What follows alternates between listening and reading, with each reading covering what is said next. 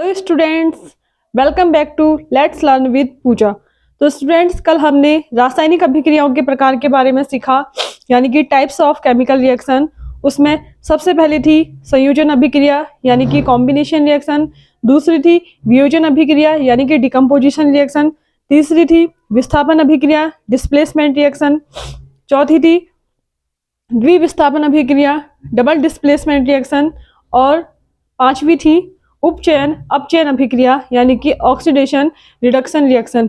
तो इनमें से हमने संयोजन अभिक्रिया और वियोजन अभिक्रिया को सीखा था, और उसी उसी में हमने ऊष्माक्षेपी और ऊष्माशोषी अभिक्रिया के बारे में भी जाना था। तो आज इस टॉपिक को आगे कंटिन्यू करते हैं और विस्थापन अभिक्रिया को शुरू करते हैं। तो स्टूडेंट्स, विस्थापन अभिक्रिया को शुरू करने से पहले आपको मैं एक सक्रियता श्रेणी के बारे में बता रही हूँ, जिसके थ्रू आप डिस्प्लेसमेंट रिएक्शन को आसानी से समझोगे। अब जैसे देखो, डिस्प्लेसमेंट रिएक्शन क्या होती है, क्या होता है इसमें, जो अधिक अभिक्रियाशील धातु होती है वो जब कम क्रियाशील धातु को उसके स्थान से हटाकर खुद उसके स्थान में चली जाती है, तो उसी को हम क्या बोलते हैं, विस्थापन अभिक्रिया कहते हैं। ठीक है, तो पहले सक्रियता श्रेणी को देखते हैं। तो यहाँ देखो, सक्रियता श्रेणी में देखो, जो सबसे ऊपर है, ठीक है, ये सबसे क्या होते हैं, अभिक्रियाशील होते हैं। ठीक है, ये क्या होते हैं, बहुत ही ज्यादा क्या होते हैं, अभिक्रियाशील होते हैं। किसी भी के साथ भी क्या बहुत जल्दी क्या करते हैं, क्रिया करते हैं। ठीक है, जब हम ऊपर से लेके क्या है नीचे की ओर जाते हैं, जो अभिक्रियाशीलता का क्रम होता है वो क्या होता है, घटता जाता है। ठीक है, तो देखो सबसे ज्यादा फर्स्ट में क्या है, potassium, sodium, calcium, magnesium, aluminium, zinc, iron, lead, hydrogen, copper, mercury, silver, gold. अब देखो जो ऊपर है ये, ठीक है, ये क्या होते हैं, बहुत ही अधिक अभिक्रियाशील होते हैं। ठीक है, यानी कि बहुत ही रिएक्टिव मेटल होते हैं। जब ये ऊपर से नीचे की ओर जाते हैं तो जो इनकी रिएक्टिविटी होती है वो क्या होती है, डिक्रीज होते रहती है। ठीक है, तो आप इस सक्रियता श्रेणी यानी कि रिएक्टिव सीरीज को याद कर लेना, तो इससे आपको पता चलेगी कौन सा एलिमेंट किससे ज्यादा क्या है, रिएक्टिव है। ठीक है, अब हम इसको आते हैं।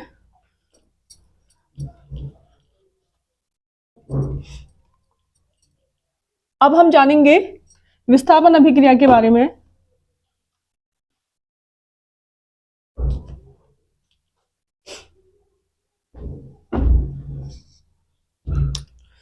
हमारी नंबर 3 थी आपकी विस्थापन विस्थापन विस्थापन अभिक्रिया अभिक्रिया यानी कि डिस्प्लेसमेंट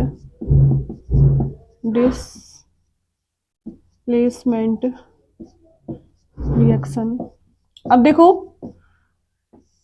विस्थापन यानी कि किसी चीज को उसके स्थान से क्या करना, हटा देना, क्या कहलाता है, विस्थापन कहलाता है। इसमें क्या होता है, जो अधिक क्रियाशील धातु होती है वो कम क्रियाशील धातु को उसके यौगिक से क्या कर देती है, अलग कर देती है और उसके स्थान में खुद चले जाती है। इसको हम एक एग्जांपल के थ्रू समझेंगे। जैसे देखो, आयरन, ठीक है, आयरन किसके साथ रिएक्शन करता है, कॉपर सल्फेट के विलयन के साथ रिएक्शन करता है, CuSO4। अब जब ये आपस में रिएक्शन करते हैं, ठीक है, तो अभी हमने रिएक्टिविटी सीरीज देखी थी, तो क्या है, आयरन क्या है, कॉपर की तुलना में क्या है, ज्यादा रिएक्टिव है। ठीक है, तो क्या करता है ये, इसको इसके स्थान से क्या कर देता, हटा देता, और इसके स्थान में क्या चल जाता है, खुद चले जाता है। ठीक है, जैसे क्या बना देगा फिर ये, अगर इसको रिमूव कर देगा या हटा देगा तो FeSO4 फेरस सल्फेट का विलयन बनाएगा, प्लस आपका जो कॉपर हो जाएगा वो क्या हो जाएगा, अलग हो जाएगा। ठीक है, तो ये क्या हो गया, आपकी विस्थापन अभिक्रिया होगी। इसमें क्या हो गया, अधिक अभिक्रियाशील धातु ने कम क्रियाशील धातु को उसके स्थान से हटाकर खुद उसके स्थान में चले गया, तो उसी को हम क्या बोलते हैं, विस्थापन अभिक्रिया बोलते हैं। ठीक है, इसका एक और एग्जाम्पल लेते हैं हम। जैसे जिंक हो गया, जिंक कॉपर सल्फेट के विलयन के साथ क्या करेगा, रिएक्शन करेगा। ठीक है, CuSO4। तो ये भी क्या है, कॉपर क्या है, जिंक की तुलना में कम रिएक्टिव है, तो क्या करता है, जिंक इसको भी क्या करता है, इसका स्थान से हटा देता है, क्या बनेगा, जिंक सल्फेट ZnSO4 प्लस क्या बन जाएगा, कॉपर आपका क्या हो जाएगा, अलग हो जाएगा। तो इसी को हम क्या बोलते हैं, विस्थापन अभिक्रिया। ठीक है, अब अगली रिएक्शन है आपकी द्विविस्थापन अभिक्रिया। ठीक है,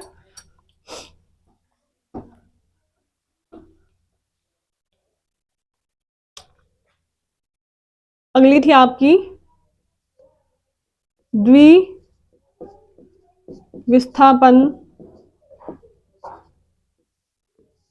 अभिक्रिया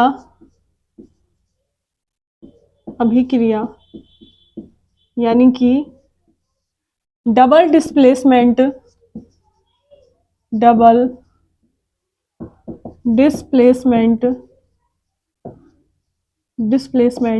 रिएक्शन। देखो द्विविस्थापन अभिक्रिया उसे कहते हैं हम। देखो द्विविस्थापन अभिक्रिया में क्या होता है, अभिकारकों में क्या होता है, आयनों का क्या होता है, आदान प्रदान होता है, ठीक है, आयन का प्लस माइनस, ठीक है। जैसे हम इसका एग्जांपल लेते हैं, जैसे Na2SO4, ये क्या हो गया आपका sodium sulphate plus barium chloride BaCl2, ठीक है। जब ये आपस में रिएक्शन करेंगे तो इनके बीच में क्या होगा, आयनों का क्या होगा, आदान प्रदान होगा। कैसे, देखो Na के ऊपर आपको पता है क्या चार्ज होता है, Na प्लस सल्फेट के ऊपर क्या होता है SO4-2, बेरियम के ऊपर होता है Ba+2 और क्लोरीन के ऊपर होता है Cl-, ठीक है। अब देखो इनके ऊपर चार्ज है, Na के ऊपर प्लस है, सल्फेट के ऊपर -2 है, बेरियम के ऊपर +2 है, क्लोरीन के ऊपर क्या है, माइनस है, ठीक है। अब यहाँ पे देखो जो Na होगा ये क्या करेगा, Cl के साथ अपना यौगिक बनाएगा, और जो सल्फेट होगा वो किसके साथ बनाएगा, बेरियम के साथ बनाएगा, ठीक है। जैसे क्या बन जाएगा फिर आपका प्रोडक्ट क्या बन जाएगा, BaSO4 क्या बन जाएगा, बेरियम सल्फेट बन जाएगा, ठीक है, और क्या बन जाएगा प्लस NaCl, ठीक है, सोडियम क्लोराइड। तो इस अभिक्रिया में आपने क्या देखा, आयनों का क्या हुआ है, अभिकारकों में क्या हुआ, आयनों का आदान और प्रदान हुआ है, ठीक है। देखो ये प्लस वाला इस माइनस के साथ इसने अपना कंपाउंड बनाया है, और इस माइनस वाले ने इस प्लस के साथ क्या बनाया है, अपना कंपाउंड बनाया है, ठीक है। यहाँ पे क्या हुआ, आयनों का क्या हो गया, अभिकारक में आदान प्रदान हो गया, ठीक है। तो इसी को हम बोलते हैं द्विविस्थापन अभिक्रिया। अब इसके बाद हम सीखते हैं आपकी नंबर 5 है उपचयन अपचयन अभिक्रिया।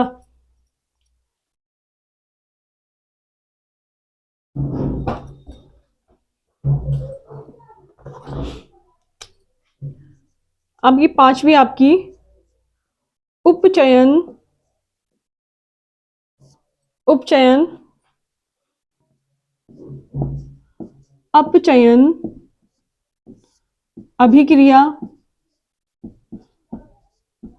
अभिक्रिया यानी कि ऑक्सीडेशन रिडक्शन रिएक्शन। अब सबसे पहले हम इसमें उपचयन को सीखते हैं, ठीक है। उपचयन अभिक्रिया क्या होती है, उपचयन अभिक्रिया, उपचयन किसे कहेंगे, ठीक है, यानी कि ऑक्सीडेशन रिएक्शन। तो अब इसमें देखो, आप सबसे पहले हम उपचयन को जानते हैं कि उपचयन क्या होता है। अब देखो उपचयन मतलब, देखो जब किसी अभिक्रिया में क्या होगा, ऑक्सीजन क्या होगी, जुड़ेगी, ठीक है, ऑक्सीजन जुड़ेगी, उसको हम क्या बोलते हैं, उपचयन। यानी ऑक्सीजन का जुड़ना या हाइड्रोजन का निकलना, ऑक्सीजन का जुड़ना या हाइड्रोजन का निकलना क्या कहलाता है, आपका उपचयन कहलाता है, यानी कि ऑक्सीडेशन। देखो ऑक्सी मतलब एडिशन, देखो ऑक्सीजन का जुड़ना क्या हो जाएगा आपका उपचयन। जैसे एग्जांपल लेते हैं हमने, जैसे कि कॉपर है, ये ऑक्सीजन के साथ क्या कर रहा है, रिएक्शन कर रहा है, ठीक है, ऑक्सीजन के साथ इसने रिएक्शन करी तो क्या बनाया इसने, CuO, ठीक है, क्या बनाया, CuO, कॉपर ऑक्साइड। अब देखो इसमें क्या हो रहा है, कॉपर में क्या हो रहा है, ऑक्सीजन का क्या हो रहा है, एडिशन हो रहा है, ठीक है, ऑक्सीजन का क्या हो रहा है, एडिशन हो रहा है। तो ये क्या हो गई आपकी ऑक्सीडेशन रिएक्शन। हमने क्या कहा, ऑक्सीजन का जुड़ना क्या कहलाएगा आपका उपचयन अभिक्रिया, यानी कि ऑक्सीडेशन रिएक्शन, या हाइड्रोजन का निकलना। फॉर एग्जांपल जैसे CH3OH, ठीक है, जब ये अभिक्रिया करेगा, ठीक है, CH3OH जब अभिक्रिया करेगा तो क्या बनेगा, CH2O+H2। अब यहां देखो CH3OH था, इसमें क्या हो गया, जब प्रोडक्ट बना तो CH2O बना प्लस H2 क्या हो गया, बाहर निकल गया, ठीक है, H2 क्या हो गया, बाहर निकल गया। तो यानी कि ये भी क्या हो गया आपका ऑक्सीडेशन हो गया, यानी कि ऑक्सीजन का जुड़ना या हाइड्रोजन का निकलना, ठीक है, क्या कहलाता है आपका ऑक्सीडेशन रिएक्शन कहलाती है, यानी कि उपचयन अभिक्रिया। अब इसके बाद हम सीखते हैं अपचयन अभिक्रिया को।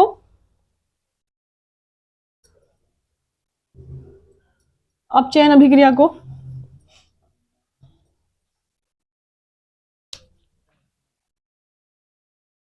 अपचयन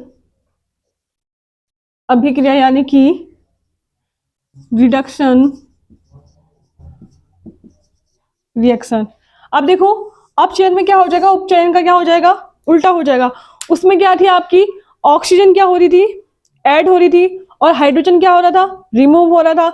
अब इसमें क्या हो जाएगी, ऑक्सीजन आपकी रिमूव होगी और क्या हो जाएगा, हाइड्रोजन आपका क्या होगा, ऐड होगा। जैसे एग्जांपल लेते हैं, जैसे H2 प्लस I2 आपस में रिएक्शन करते हैं तो क्या बनाते हैं, HI यानी कि हाइड्रोजन आयोडाइड, ठीक है। तो यहाँ देखो, यहाँ पे क्या हो रहा है, आयोडीन के साथ क्या हो रहा है, आपका हाइड्रोजन जुड़ रहा है, क्या जुड़ रहा है, हाइड्रोजन जुड़ रहा है। तो ये क्या हो गया आपका अपचयन अभिक्रिया, यानी कि हाइड्रोजन का जुड़ना या ऑक्सीजन का निकलना क्या कहलाता है आपका अपचयन अभिक्रिया, यानी कि रिडक्शन रिएक्शन। अब इसका एक दूसरा एग्जांपल लेते हैं, जैसे हमने क्या करा, जिंक ऑक्साइड की रिएक्शन कार्बन के साथ कराई तो क्या हो गया, जिंक अलग हो गया प्लस ऑक्सीजन किसके साथ जुड़ गया, O के साथ जुड़ गया, ठीक है। तो इस अभिक्रिया में देखो यहाँ पे क्या हो गया, जिंक था, जिंक से क्या हो गया, ऑक्सीजन क्या हो गई, बाहर निकल गई, तो जिंक का क्या हो गया, यहाँ पे अपचयन हो गया, ठीक है। लेकिन यहाँ पे देखो कार्बन के साथ क्या है, ऑक्सीजन जुड़ गई, ठीक है, ऑक्सीजन यहाँ पे जुड़ गई, तो यहाँ पे क्या हो गया, उपचयन हो गया, यानी कि क्या हो गया, ऑक्सीजन का निकलना, ऑक्सीजन का निकलना आपका क्या हो जाएगा, उपचयन अभिक्रिया। तो उपचयन क्या थी, ऑक्सीजन का जुड़ना और हाइड्रोजन का निकलना, क्या होता है आपका उपचयन अभिक्रिया यानी कि ऑक्सीडेशन रिएक्शन। और अपचयन अभिक्रिया क्या होती है, हाइड्रोजन का जुड़ना और ऑक्सीजन का निकलना क्या होता है, अपचयन अभिक्रिया, इसकी उल्टी होती है।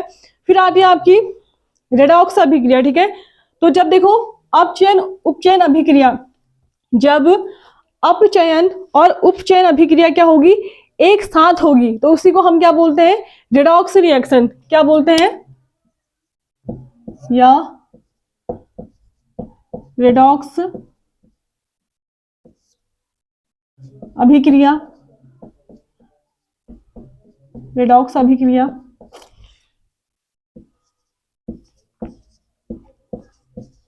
रेडॉक्स रिएक्शन, ठीक है। अब देखो जब उपचयन और अपचयन अभिक्रिया क्या होती है, एक साथ होती है, उसी को हम क्या बोलते हैं, रेडॉक्स अभिक्रिया। इसको हम एक एग्जांपल के थ्रू समझेंगे। जैसे देखो कॉपर ऑक्साइड था, इसने क्या करा, हाइड्रोजन के साथ रिएक्शन करी, तो आपका क्या बना, कॉपर अलग हो गया, ठीक है, कॉपर प्लस हाइड्रोजन के साथ क्या जुड़ गई, आपकी ऑक्सीजन जुड़ गई, ठीक है। तो अब यहाँ पे आप देखोगे इस अभिक्रिया में क्या हो रहा है, कॉपर का क्या हो रहा है बताओ, कॉपर से क्या हो रही है, ऑक्सीजन निकल रही है, ऑक्सीजन का निकलना क्या कहलाता है, आपको पता है क्या कहलाता है, बताओ, अभी बताया था, ऑक्सीजन का निकलना क्या कहलाता है आपका अपचयन, यानी कि रिडक्शन, अपचयन यानी कि रिडक्शन। और देखो अब हाइड्रोजन के साथ क्या हो रही है, आपकी ऑक्सीजन क्या हो रही है, ऐड हो रही है, ठीक है, हाइड्रोजन के साथ क्या हो रही है, ऑक्सीजन क्या हो रही है, जुड़ रही है। तो ऑक्सीजन का जुड़ना क्या कहलाता है, उपचयन, क्या कहलाता है, उपचयन यानी कि ऑक्सीडेशन, ऑक्सीडेशन। तो देखो इस अभिक्रिया में क्या हो रहा है, कॉपर ऑक्साइड प्लस हाइड्रोजन जब आपस में रिएक्शन कर रहे हैं तो क्या हो रहा है, कॉपर का तो क्या हो गया, कॉपर से हाइड्रोजन क्या हो रही है, कॉपर से क्या हो रही है, आपकी ऑक्सीजन क्या हो रही है, रिमूव हो रही है, यानी कि कॉपर से क्या हो रही है, आपकी ऑक्सीजन हट रही है, ठीक है, निकल रही है। तो क्या हो गया, कॉपर क्या हो गया, कॉपर का क्या हो गया, अपचयन हो गया। अब यहाँ पे देखो हाइड्रोजन के साथ क्या हो रही है, ऑक्सीजन क्या हो रही है, जुड़ रही है, तो ऑक्सीजन का क्या हो गया, यहाँ पे उपचयन हो गया। जब क्या कहते हैं उपचयन और अपचयन क्या होती है, एक साथ होती है, उसी अभिक्रिया को हम क्या बोलते हैं, रेडॉक्स अभिक्रिया बोलते हैं। जैसे अभी इससे पहले भी हमने एग्जाम्पल लिया था, जिंक ऑक्साइड प्लस कार्बन का, तो क्या बन रहा था, जिंक प्लस कार्बन मोनोऑक्साइड बन रहा था। तो उसमें क्या हो रहा था, जिंक का क्या हो रहा था, अपचयन हो रहा था और कार्बन का क्या हो रहा था, उपचयन हो रहा था। ठीक है, तो इसी को क्या बोलते हैं, रेडॉक्स अभिक्रिया। जब उपचयन और अपचयन अभिक्रिया क्या होती है, एक साथ होती है, उसी को हम क्या बोलते हैं, रेडॉक्स अभिक्रिया। तो ये यहाँ पे हमने अपनी जो पांचों आपकी अभिक्रियाएं थी उनको हमने कंप्लीट कर लिया है। आई होप कि आपको ये रिएक्शंस आपको समझ में आई होंगी। अगर आपको समझ में नहीं आई है तो आप कमेंट बॉक्स में कमेंट कर सकते हैं और इस वीडियो को आप फिर से देख सकते हैं। ठीक है, तो अब अगला टॉपिक हम नेक्स्ट वीडियो में करेंगे। तब तक के लिए थैंक यू।